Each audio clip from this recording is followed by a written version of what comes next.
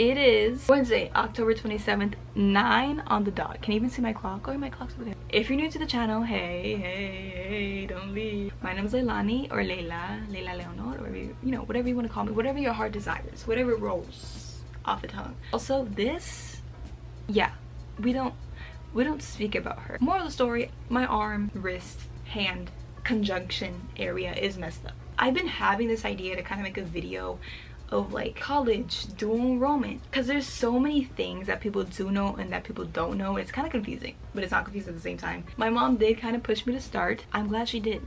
You sometimes need that little bit of push to like even start something, because you never know what will happen. So if you're considering doing dual enrollment, do it.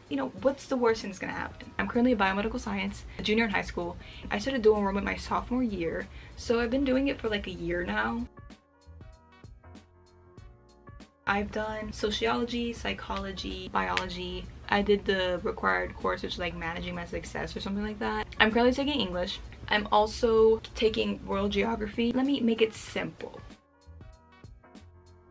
At least in my state, which is Florida, you need to take the PERT test. You need to pass reading and writing in order to take the English classes. And you need to pass the math exam, the math PERT, in order to take the math classes. It's kind of like common sense, like pass this and you can start here. If you don't pass this, try again and then you can start. Please do excuse like the weird lighting. We're moving crap from the back room into this room because we're gonna paint that room. They're gonna move everything from my actual current room into that room to make it my studio apartment type situation.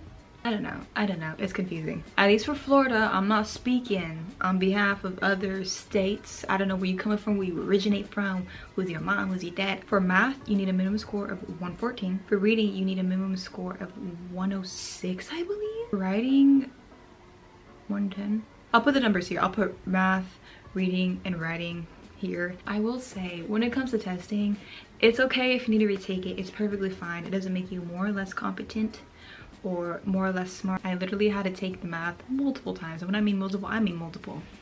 I passed the PERT with a 123, which means I can go into college level algebra. I'll put the scores that I got in total for each right here. I know in math I got 123 because I literally just took it today. It's November 18th.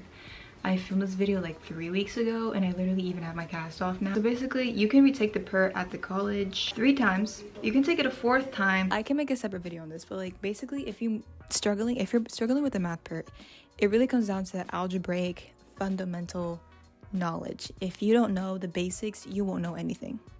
Sorry to say it, but it's like, how are you gonna learn how to make an omelet without learning how to crack an egg? If that makes sense. You know what I'm trying to say? It's like the same concept. You have to learn how to crack the egg in order to make an omelet, because how are you gonna make an omelet without an egg? What am I, a TED Talker? Really just know your basics and study. Back to the video. There's a lot of factors that can weigh into test day, and then also not preparing yourself enough. Something I learned recently, it's better to be over prepared than under prepared. Basically what I was trying to explain, I'm literally editing the video right now. I have my computer right in front of me and the legit like straight up footage right in front of me. When you're studying, whether it be for the English portion or the math portion, please do focus more on like the process more than the end goal, because that sounds really stupid. Like why do I really want to enjoy learning linear equations, quadratic functions, and all this crap? I know it's like so boring, even I find it boring, but if you just sit down and you like make yourself be like, hey, I don't know what the end goal will be, I don't know what score I'm gonna get, but if I'm trying to learn everything now, this is gonna benefit me at the end of the day. Trying to have a positive mindset more than a negative, because I had a negative mindset before, and switching your mindset will change a lot. Just have a positive mindset. Funny story, just like I wanted to throw it in here, but when I took the math PERT the last time, I had to cry. I cried. And when I saw my score, I asked the lady, I'm like, hey, what did I get? She's like, wow, you did really well. I was like, I did? Like, this specimen, we did that. I was like, what did I get? Because I didn't even think I would be able to get that high of a score. She's like, you got a 123. Well, I'll be damned. As much as it is draining when you're studying, do focus on process, because it will make it so much easier than thinking, I need to get this. I'm shaking my camera with the pillow. Act like you love math. Fake it till you make it. That's what my tap teacher used to tell me. Fake it till you make it, okay? If I could fake it till I could make it, and I did well in tap and on the PERT, you'll do fine too. Sociology or psychology. Either one of those two. Or of course, whatever your advisor recommends you. Of course, I'm not your advisor, but if you want something interesting to like kind of get you motivated, you're like, I don't want to do this, but I kind of do. Try one of those two out. They're really fun. I really enjoyed them. Sociology was really what started it all. It really opened up my interest in college, as cringy and as weird as that sounds. I try to do 2 to 3 classes per semester. So figuring out how many classes you want to take, I recommend starting off 2, 3, and maybe if you want to do 4, do the 4th one online. Try and really think in depth before just saying, oh, I'm gonna do this, this, and this, and this, and this. Kind of just dipping your toes into the water is something I would suggest. For me especially, I'm glad that I was able to dip my toes a bit before I fully jumped into it. I don't know if it varies. I feel like it's the same for every college. There's full semesters, and then there's A terms and B terms, which is basically like half semesters. I have taken a B term class. If you're gonna be a science major, I highly recommend you to not do it online. It sucks. It is terrible online. If you're gonna take biology, do it in person. Anatomy, do it in person. Everything in science majors or science classes, do them in person, please.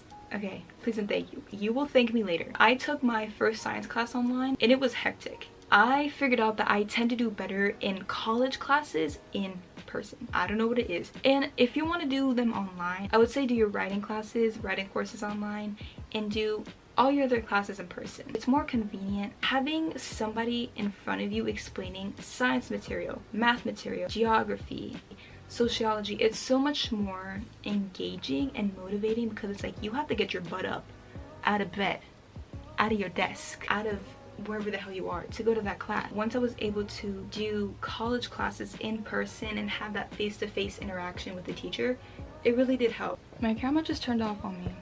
Like, it literally stopped filming. Really focus on that you're doing this for you. You're doing it because it's enhancing your future and really what you want to be. And even if you're going into dual enrollment and you don't have a defined major, you haven't selected your major, don't worry. Honestly, don't stress about your major now. Stressing about your major now is not going to help. People tend to switch majors. I know somebody who switched a major. A lot of people do it. And it's not a big problem. If you're majoring in something, you feel like, oh, I don't want to do this anymore, then switch it. Especially if you're in dual enrollment. Like, don't stress. Don't stress. For me, I was lucky enough that I kind of just knew what I wanted to do. I want to get a degree in biomedical sciences and be a doctor. There's always going to be what ifs. So life is life. Life is life. Trying to balance life and school may be difficult, especially with like college. Me personally, I struggle with it. Honestly, people are in relationships. You have friends. You want to socialize. You want to go to parties. You want to go to football games, or, you know, whatever. You know, whatever it is. Me personally, this is my personal thoughts. For me, I feel like being in a relationship or dating while I'm really focused on school is not really helpful. And no, I'm not saying I'm gonna be old and have 12 cats and die alone. I kind of just want to focus on me. Just me and my dog. You know, I got my people. I'm popping in real quick, but I'm currently editing this video and I'm aware of what I just said. Watch me clown myself. Those words I just said, do not use them against me. Do not. I did an outro for this video and I didn't like the outro, so I'm gonna just say thank you for watching. If you liked the video, give it a thumbs up, subscribe, comment down below. Don't forget to check out the socials, and I'll see y'all next week or the next week or maybe next year. I don't know. Okay, don't quote me on anything, but adios.